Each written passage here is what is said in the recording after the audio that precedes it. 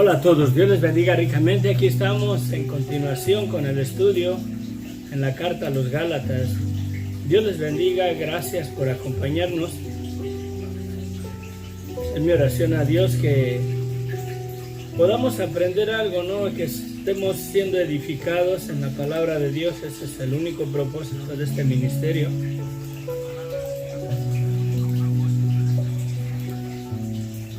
Que continuemos verdaderamente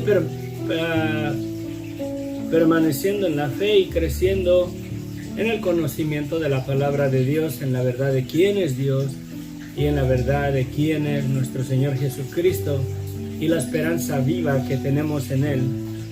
¿Verdad? Bendiciones. Dios les bendiga.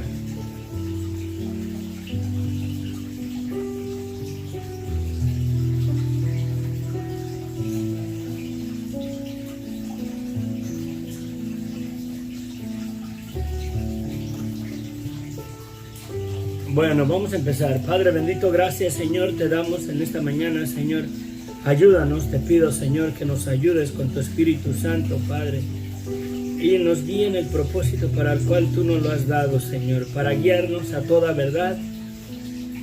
Que seas tú ministrando nuestros corazones a través de tu palabra. Ayúdanos, Señor, a ver, Señor, lo que tú quieres mostrarnos,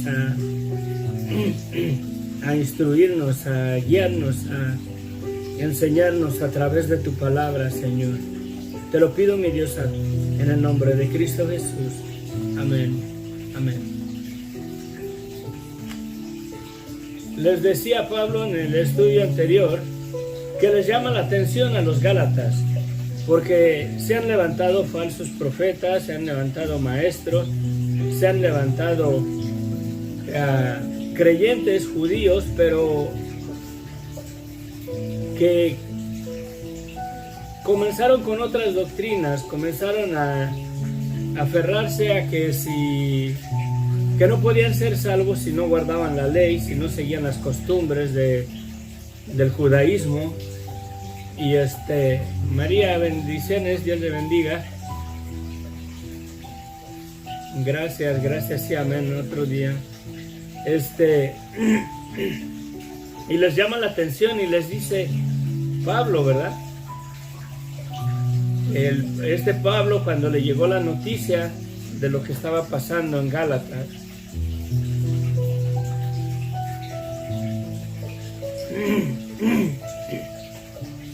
que con gozo recibieron el evangelio, se convirtieron a él,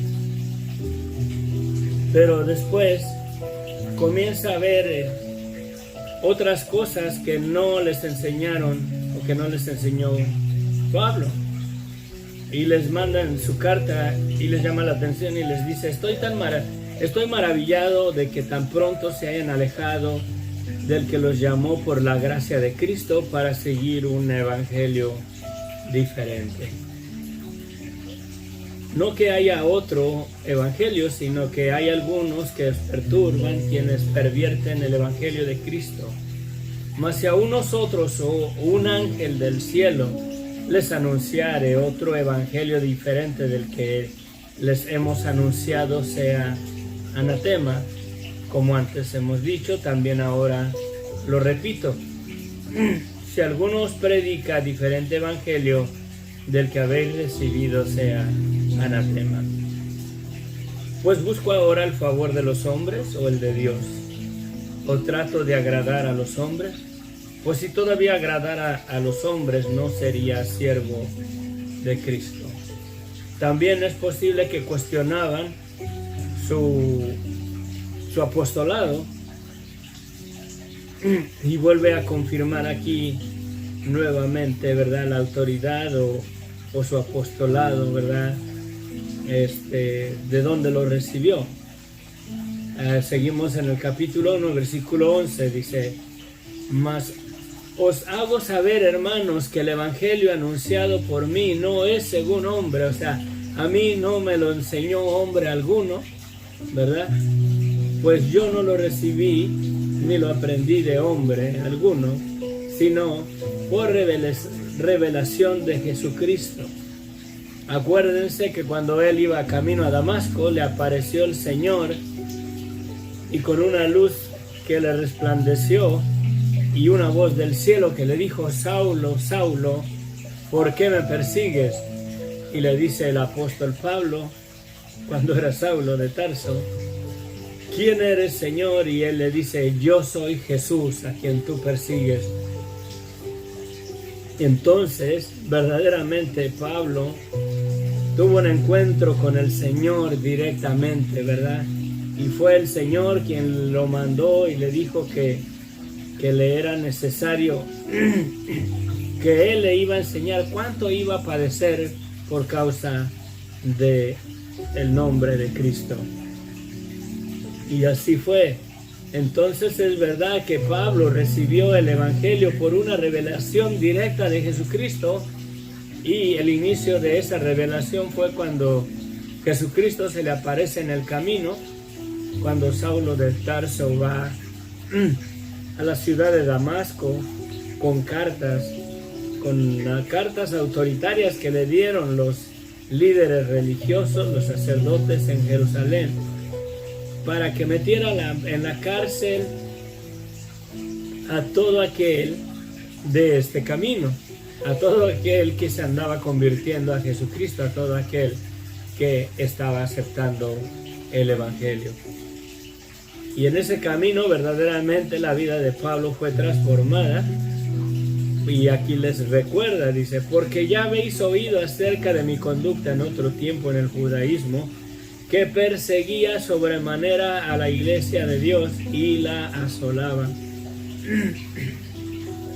Y en el judaísmo aventajaba a muchos de mis contemporáneos en mi nación, siendo mucho más celoso de las tradiciones de mis padres.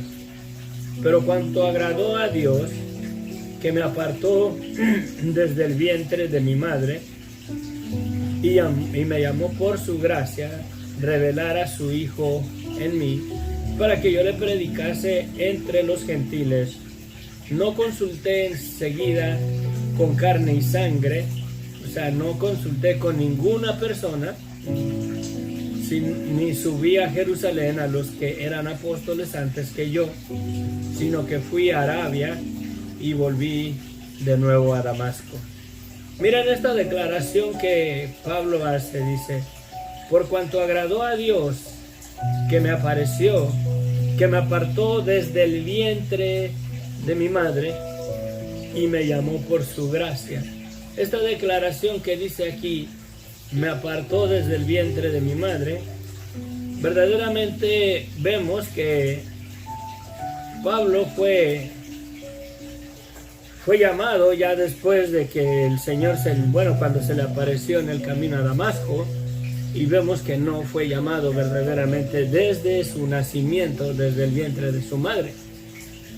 Pero aquí Pablo está echando mano de la omnisciencia de Dios, del plan divino de Dios desde antes de que él naciera aún. Dios ya tenía preparado y dispuesto este tiempo, ya estaba dentro del conocimiento de Dios, y verdaderamente dentro de la omnisciencia de Dios, Dios ya había preparado este momento, este tiempo, cuando lo iba a llamar verdaderamente por su gracia, para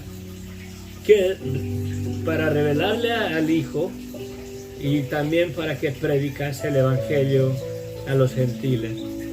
Él está haciendo verdaderamente conocimiento, que dentro del conocimiento de la omnisciencia de Dios, Dios ya tenía predeterminado, o ya sabía, dentro del conocimiento de Dios, Dios ya sabía esta verdad. Es como yo puedo decir ahorita esta declaración a los hermanos que están conectados.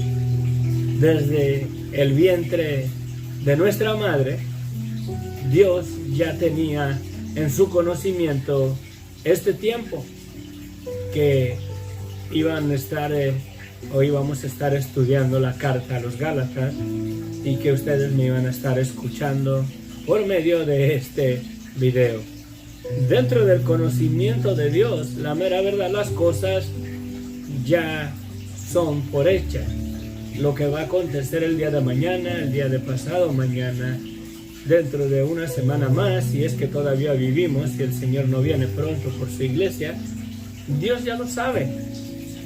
Y dentro de su conocimiento, desde que estaba en el vientre de su madre alguna persona, Dios ya sabe de antemano qué es lo que va a acontecer en su vida de esa persona el día de mañana.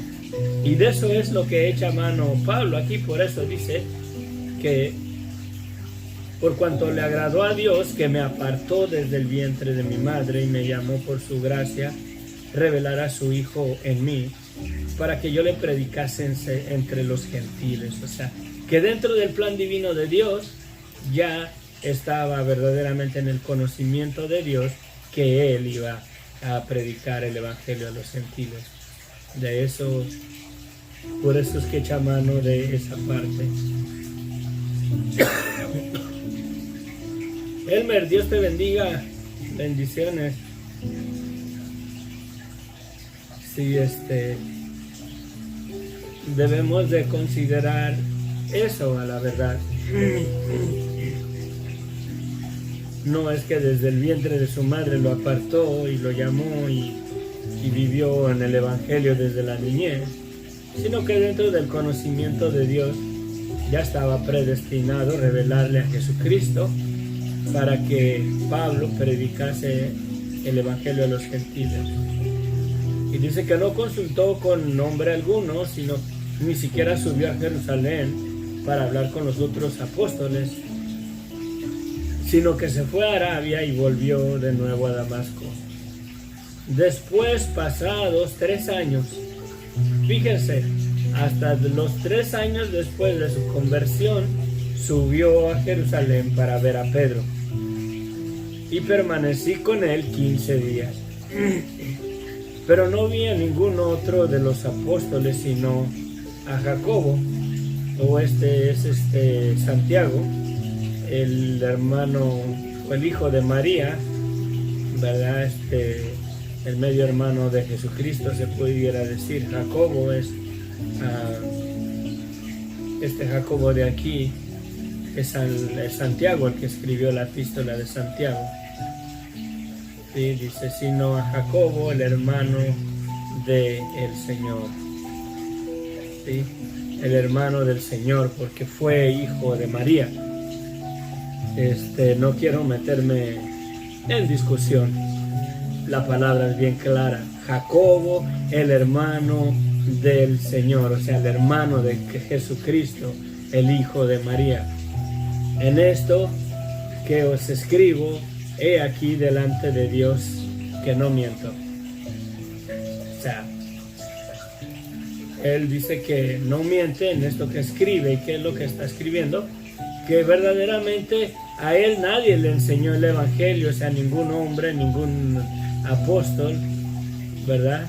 Él lo recibió directamente de Jesucristo.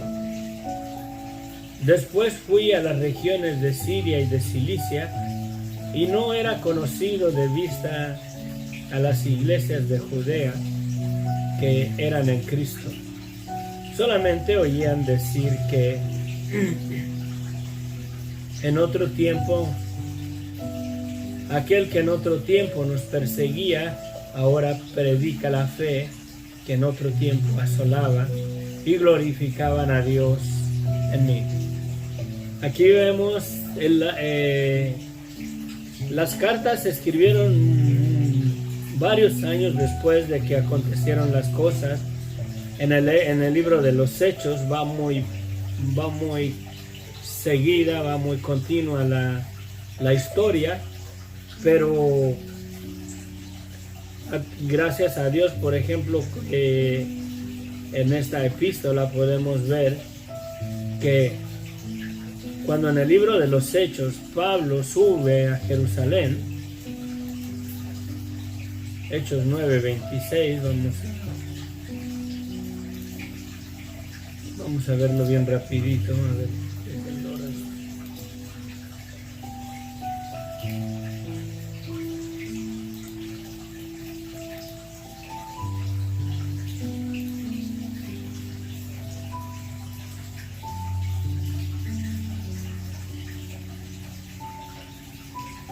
Espérenme.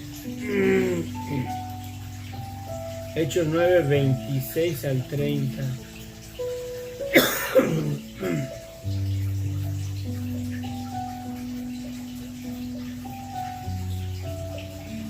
Miren, cuando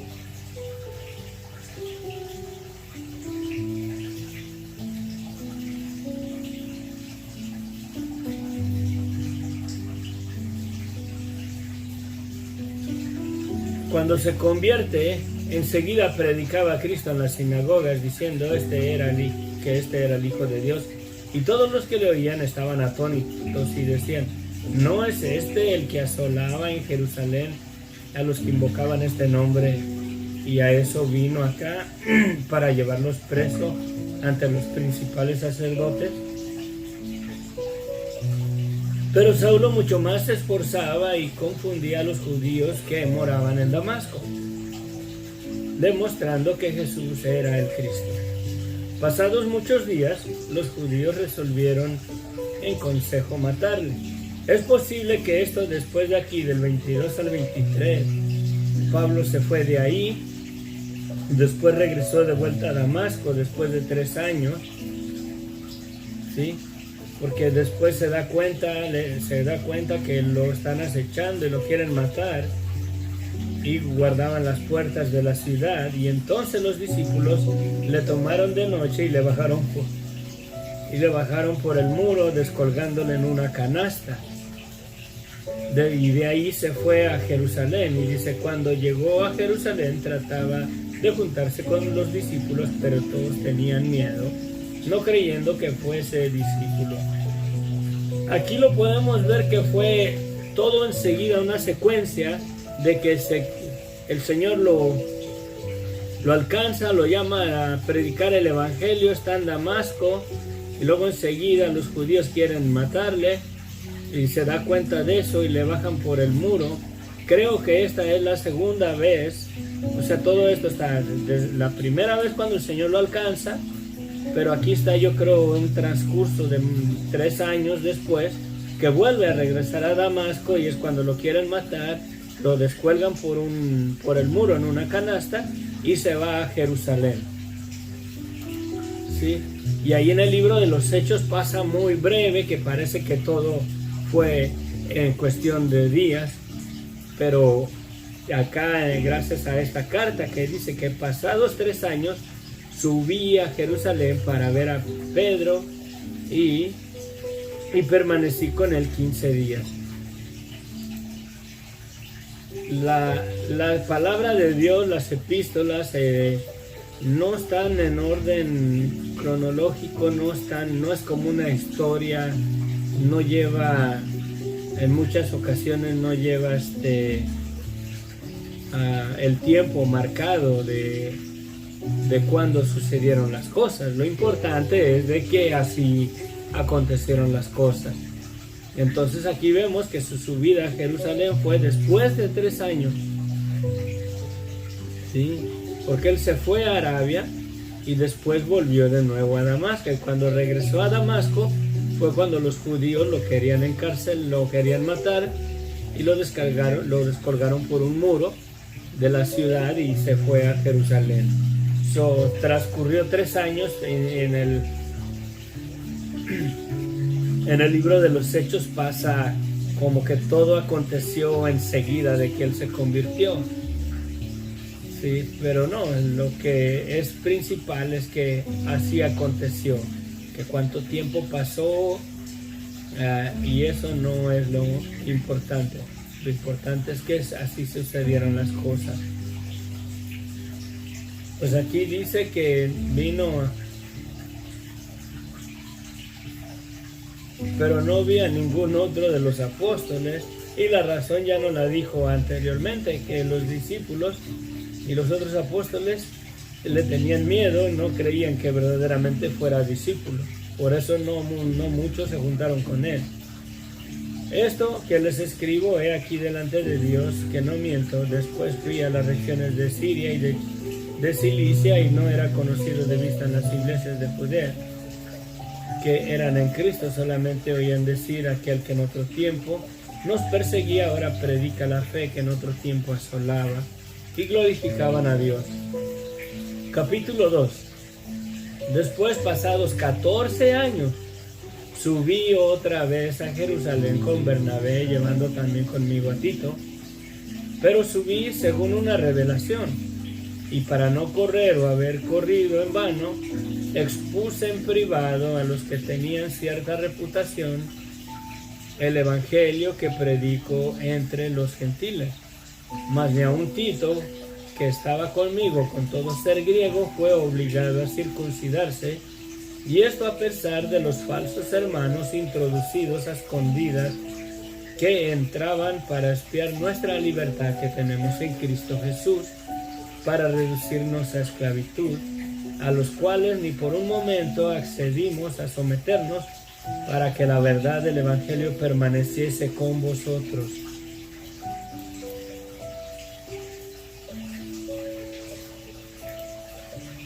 Sí.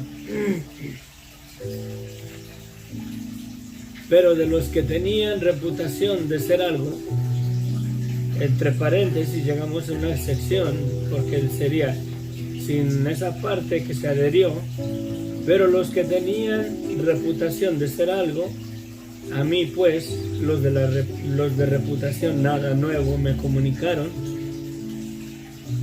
y se adherió entre paréntesis esta parte que dice: lo que haya sido en otro tiempo, nada me importa. Dios no hace excepción de personas. ¿Sí? Y todo el versículo se lee con esa parte que se le añadió. Pero de los que tenían reputación de ser algo, lo que hayan sido en otro tiempo, nada me importa. Dios no hace excepción de personas. A mí pues, los de reputación nada nuevo me comunicaron. Antes, por el contrario, como vieron que me había sido encomendado el evangelio de la incircuncisión, como a Pedro el de la circuncisión, otra vez se adherió otra sección aquí en el versículo 8. Todo el versículo 8 se adherió, no está en los escritos, o en la mayoría de los escritos originales. Se le dio para darle más sentido a lo que Pablo está diciendo. Dice: pues el que actuó en Pedro para el apostolado de la circuncisión, actuó también en mí para con los gentiles. Y reconociendo la gracia que me había sido dada, Jacobo, otra vez, ¿verdad?, el hermano del Señor, Santiago o Jacobo, Cefas, que es Pedro, y Juan, que eran considerados como columnas, nos dieron a mí y a Bernabé la diestra en señal de compañerismo, para que nosotros fuéramos a los gentiles y ellos a la circuncisión. Aquí hace referencia de la incircuncisión y de la circuncisión. La circuncisión es porque Pedro verdaderamente fue el apóstol enviado a los judíos. La circuncisión habla de los judíos, los que son del pueblo de Israel, y verdaderamente la iglesia primitiva fueron judíos. Todos los recién convertidos después de la resurrección de Cristo y los apóstoles fueron 100% judíos, y creo que todos eran circuncidados de acuerdo a la ley que Dios les dio, ¿sí? Porque era el pacto que Dios hizo con Abraham. Por eso hace la referencia aquí que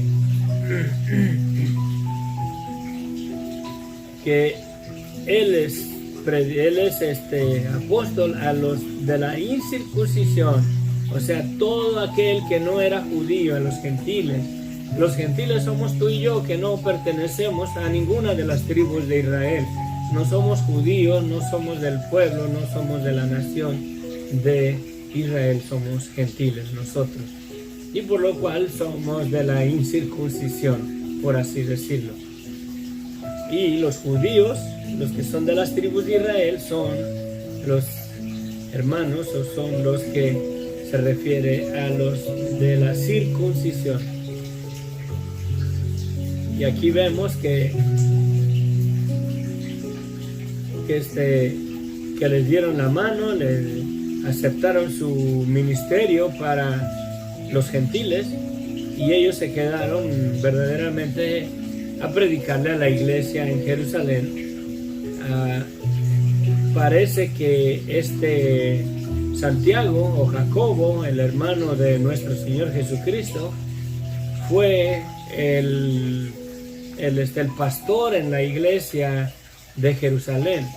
Parece que él ahí terminó su vida y fue su ministerio de él. Él se quedó verdaderamente como el pastor, como la cabeza, como la columna de la iglesia de Jerusalén. Entonces aquí vemos que ellos, Jacobo, Cefas, que es Pedro, y Juan, se quedaron a ministrar con el ministerio del evangelio a los de Israel. Solamente nos pidieron que nos acordáramos de los pobres, lo cual también procuré con diligencia hacer.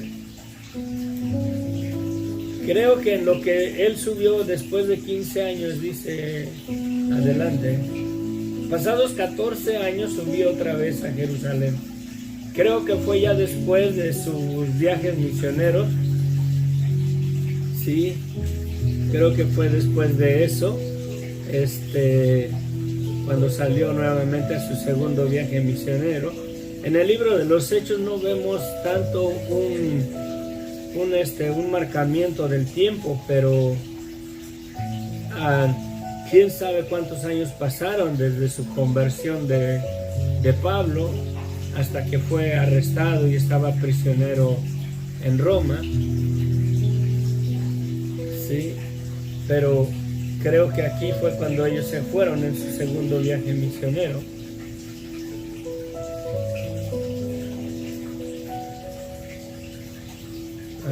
Si me da tiempo, es posible. Después aquí, miren, después de que acá se dio la mano con Pedro, Jacobo y con Juan, en el versículo 11, capítulo 2 dice: pero cuando Pedro vino a Antioquía, le reprendí cara a cara porque era de condenar. Pues antes que viniesen algunos de parte de Jacobo, a través de Santiago, el hermano de Jesucristo, porque él era el pastor en la iglesia de Jerusalén. Dice, pues antes que viniesen algunos de parte de Jacobo, comían con los gentiles, pero después que vinieron, se retraían y se apartaban porque tenían miedo de los de la circuncisión. ¿Sí? Se sentaban a la mesa, Pedro se sentaba a la mesa con los gentiles.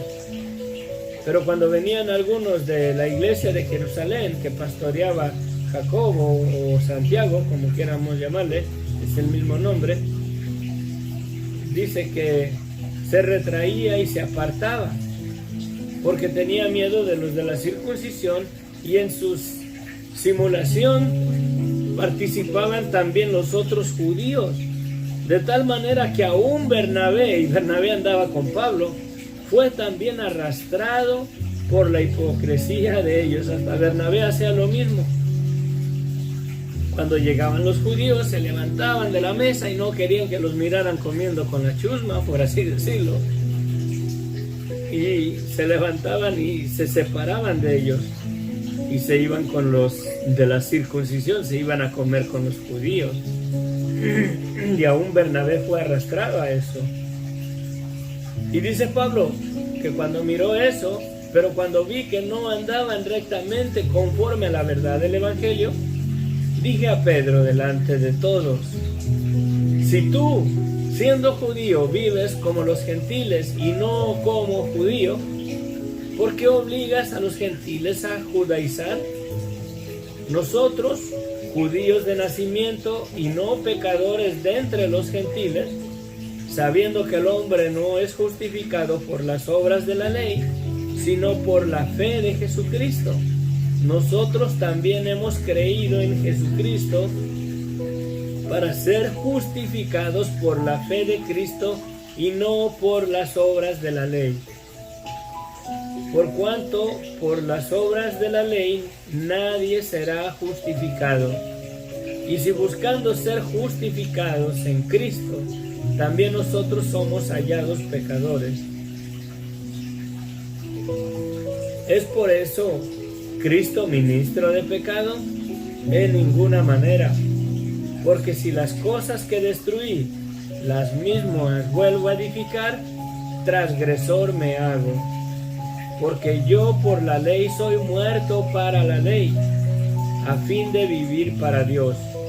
Con Cristo estoy juntamente crucificado, y ya no vivo yo, mas vive Cristo en mí.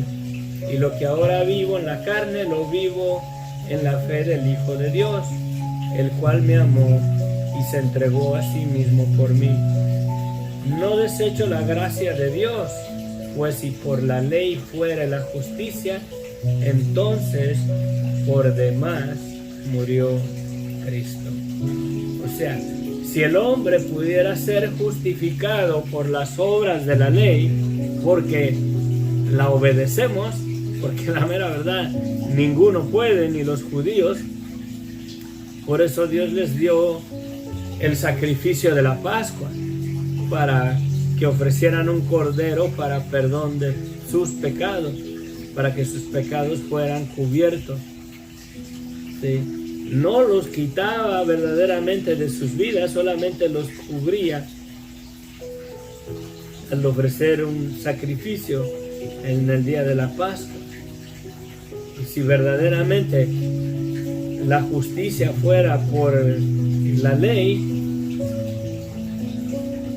ni siquiera hubieran tenido el por qué sacrificar un cordero en el día de la Pascua. Pero ahora bien, dice que si por la ley fuese la justicia, entonces Jesucristo murió nada más en vano. No tenía caso que Cristo muriera. Por eso es mi énfasis también con la doctrina del purgatorio. ¿Verdaderamente existe ese lugar? ¿Verdaderamente hay un lugar donde uno va y uno es el que paga por sus pecados? Porque si hay ese lugar, la sangre de Cristo no es suficiente, la mera verdad.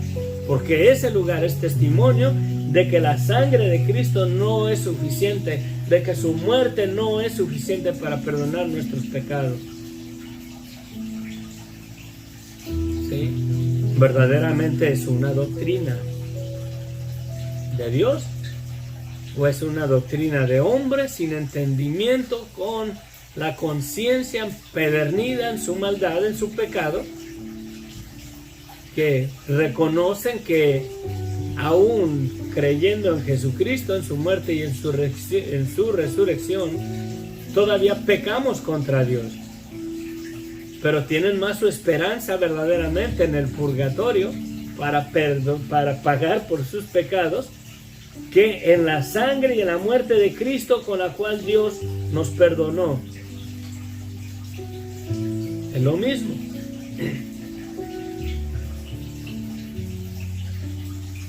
Si la gracia de Dios, el perdón de pecados y la salvación es por medio de las obras de la ley, verdaderamente en vano murió Cristo. No tenía caso que muriera.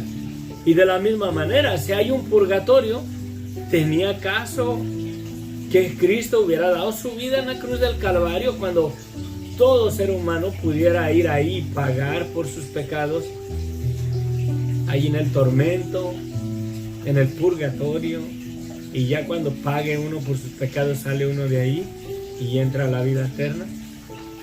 ¿Tenía caso que Cristo muriera si ese lugar fuera verdad? No creo. No creo. De la misma manera, si por las obras de la ley, si tuviéramos nosotros la capacidad de cumplir la ley al pie de la letra, ¿tenía caso que Cristo muriera? No. Pero por cuanto nadie puede verdaderamente obedecer la ley, por eso nadie puede ser justificado por guardar la ley, porque nadie podemos.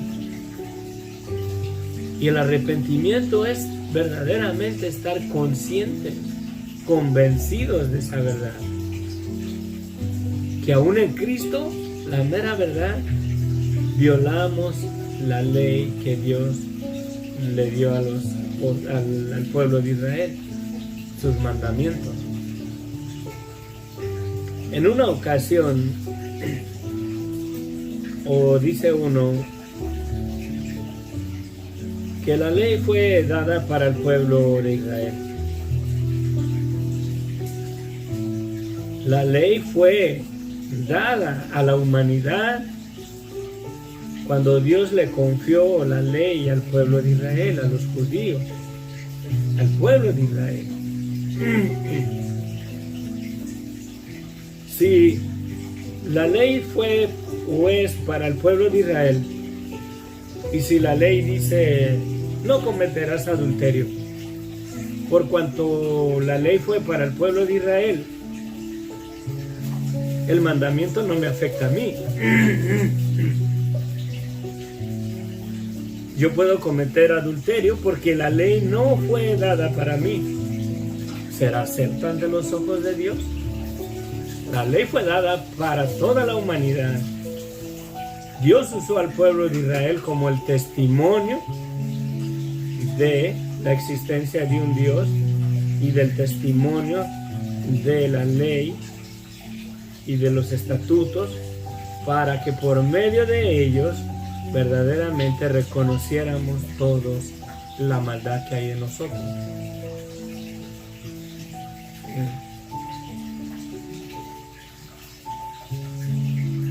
Porque si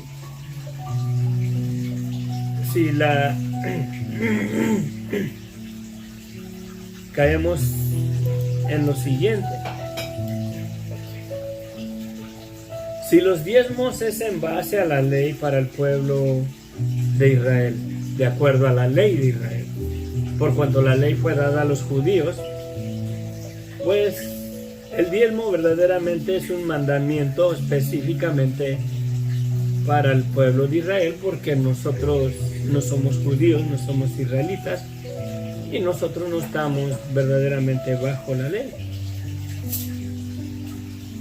Pero si la ley dice no cometerás adulterio, por cuanto no fue dada para mí, porque soy mexicano, no soy del pueblo de Israel, yo si adultero no tiene nada que ver, porque ese mandamiento no es para mí, es para el pueblo de Israel. Quedaré exento del peso de la ley. Hay que cuestionar eso, la verdad. ¿Sí?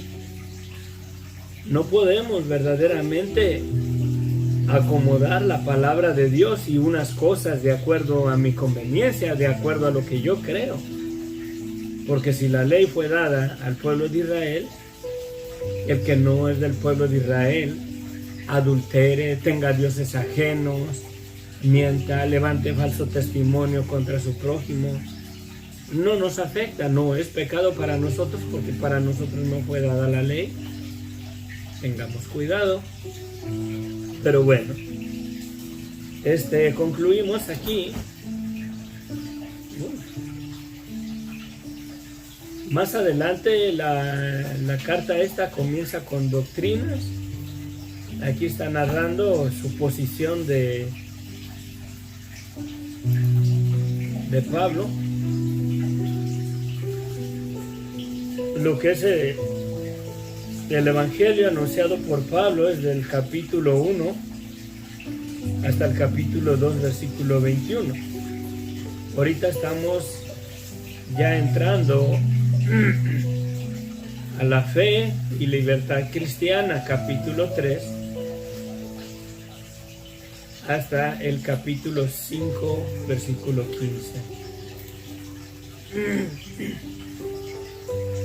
Vamos a entrar allá, pero ahorita vimos que es el evangelio o el ministerio del evangelio que a Pablo le dio el Señor, el evangelio anunciado por Pablo, la autoridad y de dónde lo recibió, y aquí hace su defensa. Empezamos con el capítulo 3 mañana. Me tengo que retirar porque tengo que ir a trabajar. Gracias por acompañarme. La mera verdad son de bendición en mi vida. Jorge, Sofía, bendiciones. Dios les bendiga ricamente. Oración por una persona que está esperando un donador de riñón. Ya ni les sirven sus riñones, solo con medicamentos. Ok, vamos a orar. Padre bendito, Señor, mira, Señor, la necesidad, Señor, de esta persona, Padre. Ahí que quiere, Señor, ocupa un donador de riñón, Padre. Verdaderamente creemos y nos unimos como iglesia y creemos, Señor, y está dentro de tu voluntad. Y tú declaras la palabra, Señor, esos riñones comienzan a funcionar, Padre. Tú eres el que da vista a los ciegos. Tú eres, Señor, el que da el habla, Señor, al mudo, el oído al sordo, Señor. Tú, Señor, puedes dar, Señor, en este caso, que sus riñones funcionen al 100% como trabajaban antes, bendito Dios, al poder de tu palabra, Señor. Si es tu voluntad, declara la palabra, Señor, y esta persona no necesita de riñones, pero sobre todo, Señor, creo que la necesidad principal, Señor, es que acepte el evangelio, que acepte el pecado de su vida y te pida perdón para que sea salvo, Señor. Porque ¿de qué sirve, Señor, que esté sano completamente si la muerte verdaderamente todos, sanos y enfermos, la tenemos a la puerta, Señor? La podemos enfrentar hoy mismo, Señor. Pero la salvación, Señor, debemos de estar seguros al 100% de nuestra salvación antes que nuestra salud. Porque aún estando sanos no nos garantiza, Señor, que terminaremos el día, Señor, de hoy vivos. La salvación es lo principal. Te pedimos que el evangelio resplandezca en su vida, Padre. Que te hagas una realidad en su vida. Mira, Señor, tú has mirado la petición desde que la estaban escribiendo mis hermanos. Señor, ahora de acuerdo a tu voluntad te pedimos que extiendas tu misericordia sobre la vida de esta persona. Te lo pedimos, mi Dios, en el nombre de Cristo Jesús. Gracias, gracias. Gracias, Jorge, saludos. Esperamos que se encuentre mejorcito, Sofía. Bendiciones.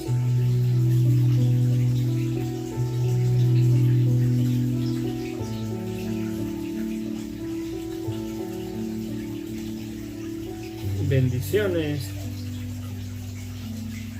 Bueno, Dios les bendiga porque se me hace tarde. Gracias, gracias, les amo en el amor de Cristo. Tremenda epístola. Ahora sí viene la doctrina. Y viene verdaderamente la doctrina. Y va a estar desde el capítulo 3 hasta el capítulo 5. Habla de la fe y de la libertad que tenemos en Cristo. Prepárense, denle una repasada a la epístola, léanlo, toda la epístola, para que nos hable el Señor más y el Señor siembre la semilla en nuestros corazones y lleve fruto. Amén. Bendiciones. Les amo. Dios les bendiga ricamente. Amén. Amén. Gracias, María, y gracias a Elmer, Sofía, Jorge, Mercedes. A lo mejor más al rato nos miras. Bendiciones. Que Dios te bendiga. Cuídese. Saludos hasta España, de todos los lugares que nos escuchan, nos miran. Bye.